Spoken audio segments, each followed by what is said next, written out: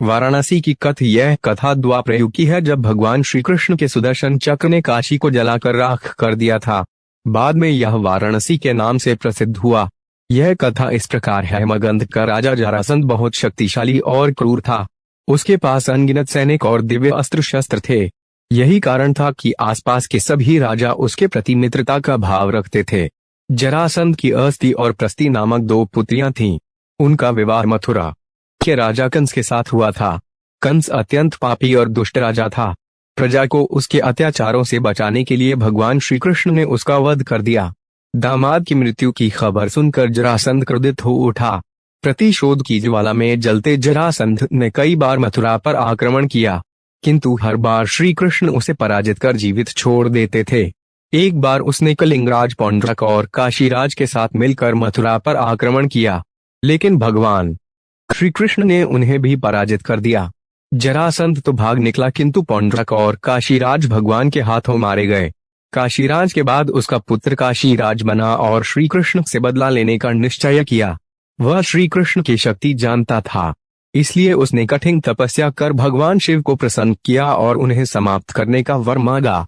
भगवान शिव ने उसे कोई अन्य वर मांगने को कहा, किंतु वह अपनी मांग पर अड़ा रहा। तब शिव ने मंत्रों से एक भयंकर कृत्या बनाई और उसे देते हुए बोले, वत्स, तुम इसे जिस दिशा में जाने का आदेश दोगे, यह उसी दिशा में स्थित राज्य को जलाकर राख कर देगी। लेकिन ध्यान रखना, इसका प्रयोग किसी ब्राह्मण भक्त पर मत करना, वरना इसका प्रभाव निष्फल हो जाएगा। यह कहकर भगवान शिव अंतर्धान हो गए। इधर दुष्ट काल्यवन का वध करने के बाद श्री कृष्ण सभी मथुरा वासियों को लेकर द्वारिका आ गए थे। काशीराज ने श्री कृष्ण का वध करने के लिए कृत्या को द्वारिका की ओर भेजा।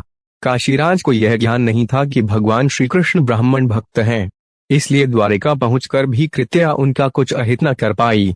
उल्टे श्री कृष्ण ने अपना सुदर्शन चक्र उसकी ओर चला दिया। सुदर्शन भयंकर अग्नि उगलते हुए कृत्या की ओर झपटा।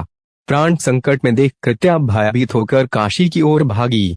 सुदर्शन चक्र भी उसका पीछा करने लगा। काशी पहुंचकर सुदर्शन ने कृत्या को भस्म कर दिया, किंतु फिर भी उसका क्रोध शांत नहीं हुआ और उसने काशी को भस्म कर दिया। कालांतर में वारा और असी नामक 2 नदियों के मध्य यह नगर पुनः बसा। वारा और असी नदियों के मध्य बसे होने के कारण इस नगर का नाम वाराणसी पड़ गया। इस प्रकार काशी का वाराणसी के रूप में पुनर्जन्म हुआ।